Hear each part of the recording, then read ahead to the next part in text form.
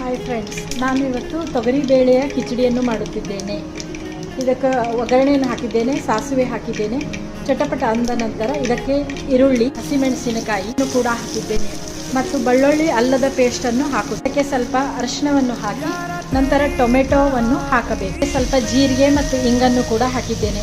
ಇದಕ್ಕೆ ತೊಳೆದ ಅಕ್ಕಿ ಮತ್ತು ತೊಗರಿಬೇಳೆಯನ್ನು ಇದಕ್ಕೆ ಸೇರಿಸಬೇಕು.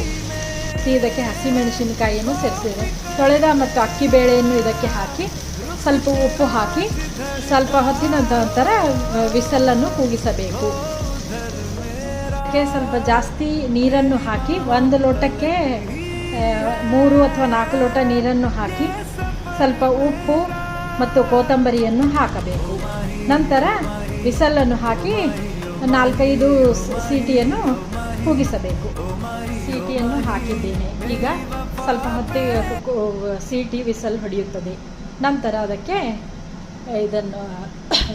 ನಂತರ ಬಿಸಿ ಬಿಸಿಯಾದ ಕಿಚಡಿ ರೆಡಿ ಆಗ್ತದೆ. ತುಪ್ಪ ಹಾಕಿ ಸರ್ವ್ ಮಾಡಿಕೊಳ್ಳಬಹುದು. ಬಿಸಿ ಬಿಸಿಯಾದ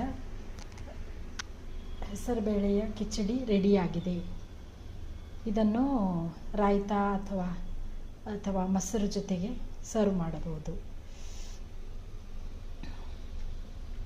ಚಟ್ನಿ ಜೊತೆಗೆ ಕೂಡ ತಿನ್ನಬಹುದು.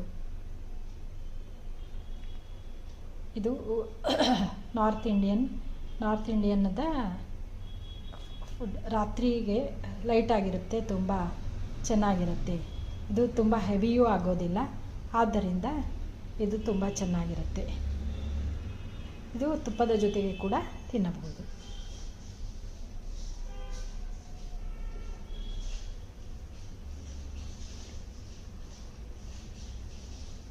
ಬಿಸಿ ಬಿಸಿಯಾದ ಕಿಚಡಿ ರೆಡಿಯಾಗಿದೆ ಸವಿಯಲು.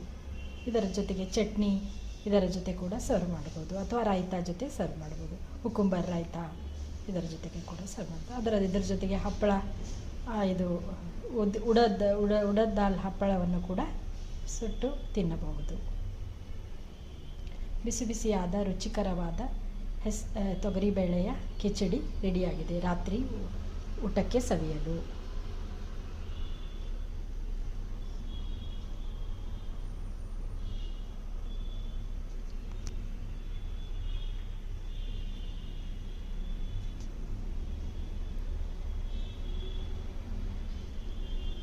ತುಂಬ ಚೆನ್ನಾಗಿರುತ್ತದೆ.